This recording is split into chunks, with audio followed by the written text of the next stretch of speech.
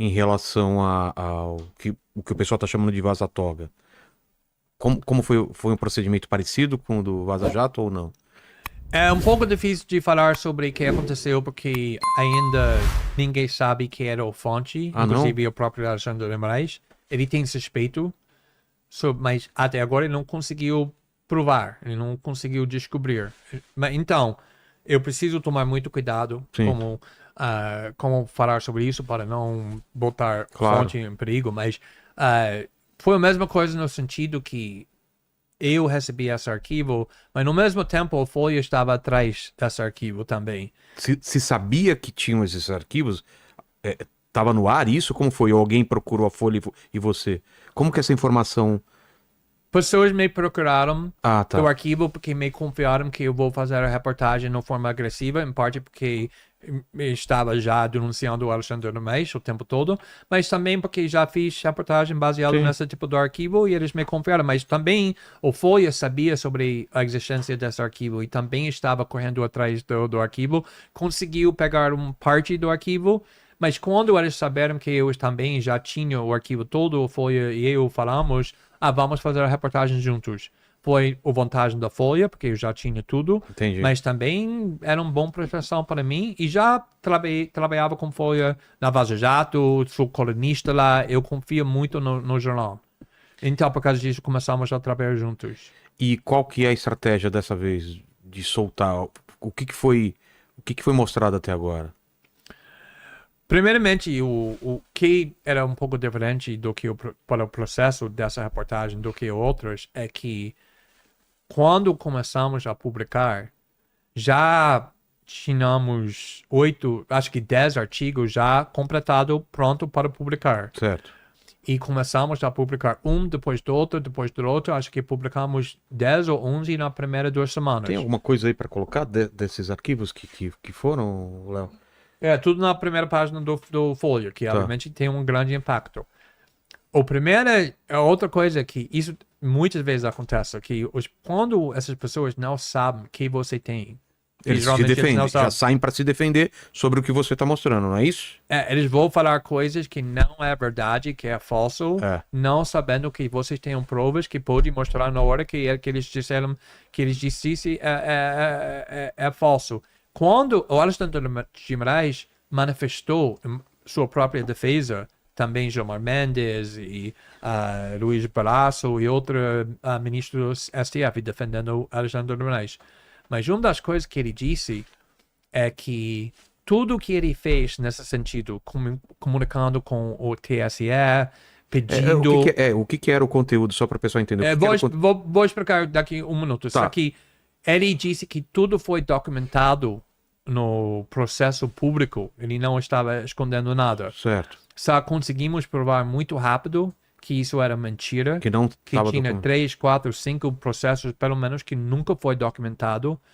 Então, isso é uma estratégia muito importante que você não deixa as pessoas saberem que você tem, porque se eles querem mentir, você tem essa capacidade de desmentir na hora. Ao contrário de soltar tudo de uma vez, que aí a pessoa já constrói a defesa dela baseado em E tudo. se você joga fora tudo no jogo, joga no ar, tudo lá, também ninguém pode ter tempo para processar, para entender.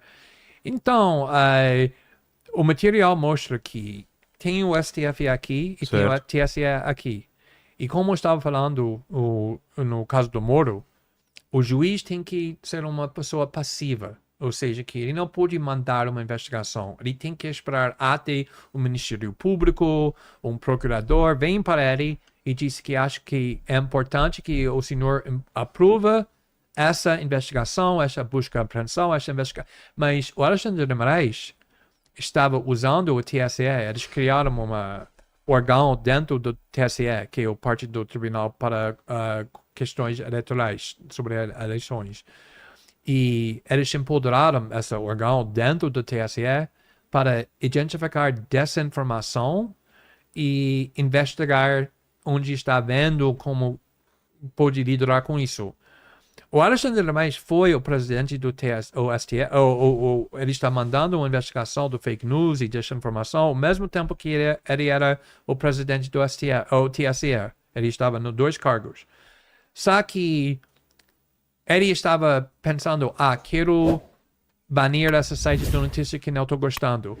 E ele mandou o TSE de iniciar uma investigação para tentar encontrar evidência de um crime, alguma coisa errada, para justificar que ele queria. Ou seja, então, o TSE não estava indo para Alexandre de Moraes falando, nossa investigação mostra isso e nós pedimos que o STF fazer alguma coisa sobre isso. Foi Alexandre de Moraes criando a própria investigação e depois eles criaram um sistema para esconder o que estava acontecendo, para criar a imagem que foi o TSE iniciando a investigação na própria conta e depois levando isso para Alexandre de Moraes, porque eles saberam que isso foi errado, que eles estavam fazendo e eles queriam esconder isso.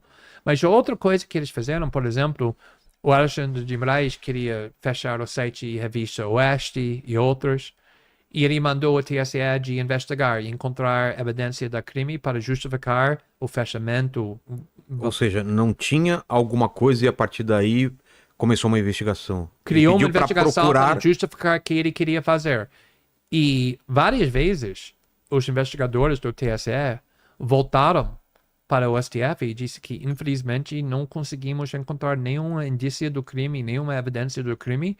E a resposta que eles receberam do gabinete do Alexandre de Moraes seja criativo, usa criatividade, ou seja, que cria um crime para justificar o que nós queremos fazer.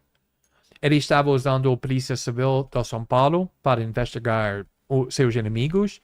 E a coisa que é tão grave sobre isso é que muitas vezes o Alexandre de Moraes é o vítima, o investigador e o juiz no mesmo tempo. Imagine que você é uma pessoa e alguém está agredindo sua mulher. E você vai para a delegacia, faz uma reclamação e você está obviamente envolvido como a vítima, alguém bem emocionado, porque essa pessoa agrediu sua mulher. Mas você é um juiz, e agora você fala, eu vou mandar esse processo contra esse cara que atacou ou criticou minha mulher, ou me criticou. Isso não dá, o juiz tem que sair do processo um minuto quem tem um interesse pessoal. Mas Moraes não faz isso. Foi naquela coisa no aeroporto da Itália, onde alguém tinha uma briga com o filho do Alexandre de Moraes, e não é claro quem iniciou o conflito físico, mas foi Alexandre de Moraes que iniciou a investigação, mandou a investigação, estava mandando tudo contra esses caras que estavam criticando ele no público. Isso não tem nada a ver com um processo legal justo, válido, legítimo. É um cara mandando tudo. É isso que está acontecendo aqui no Brasil.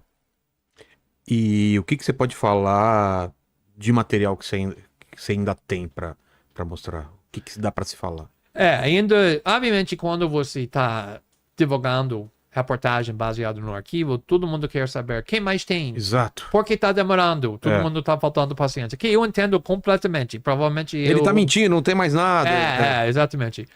E, tem mais coisa. Publiquei um vídeo hoje explicando eu vi. o processo. E eu tentei explicar que passamos muito... Para fazer a reportagem, como eu disse, é muito tempo, muito trabalho para fazer isso na forma certa. Então, quando publicamos 9, 10 artigos, mais um demitindo o que o Alexandre de Moraes disse, isso foi semanas e meses do trabalho. Nós sabemos que temos mais material, só esse material mais complexo. Estamos trabalhando com isso e nós vamos publicar tudo no arquivo que tem relevância pública, que tem interesse público, que nós conseguimos confirmar. Não paramos, ninguém... foi ameaças, mas não vai ter impacto nenhum. Não é por causa de ameaça que vocês não soltaram mais, não é isso? Exatamente, jamais eu permitiria isso de impedir meu jornalismo, jamais. Então, eu entendo a pessoa estar, porque não é mais rápido, mas o processo não é um McDonald's. Você pede, gostaria de tirar o Big Mac e 15 minutos depois chega.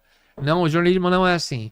Porque se nós corremos sem profissionalismo, sem confirmando tudo, vamos errar isso vai destruir a credibilidade da reportagem e só uma pessoa vai ser ajudado se nós fizermos isso, é Alexandre de Moraes. Mas, Glenn, você tem acesso a todo o material, certo? Tem. O que você vê lá é mais grave do que a gente já viu. Eu não gosto de falar sobre material que não foi publicado ainda, mas eu acredito muito que tem mais material que reforça, tá importante. Que reforça o que você já estava explicando anteriormente. Que deveria ser publicado e deveria ser um impacto, porque está importante sobre o comportamento do Alexandre de Moraes. Só que eu aprendi que se você fala antes da publicação sobre o material, pode criar expectativas que não é necessariamente... E também, até estou pronto de relatar, é difícil falar sobre isso, porque ainda está um processo. Só que a coisa que quero falar é que, acho que no primeiro mês da reportagem do Snowden, publicamos 6 artigos, alguma coisa assim, na Vaza Jato no primeiro mês, 5, 6. Na primeira 2 semanas dessa reportagem, publicamos 11 artigos. Tem mais então, artigos. A velocidade é maior do que essa outra casa, não é mais lento. E é maior porque você já tem mais experiência?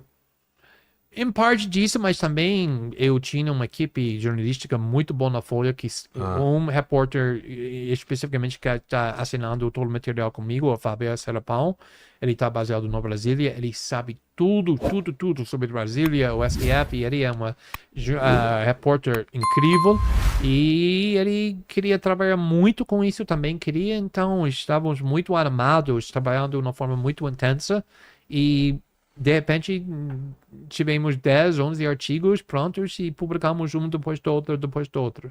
E não tem previsão de quando sair a próxima leva, não, né? Eu tenho uma ideia, mas eu não quero falar, vai ser daqui 2 semanas, porque 2 semanas chega, onde está? Mas vai... E outra coisa é que geralmente com esses arquivos, que sempre faço, e que vou sempre chamar outros jornalistas para ter acesso para o arquivo também.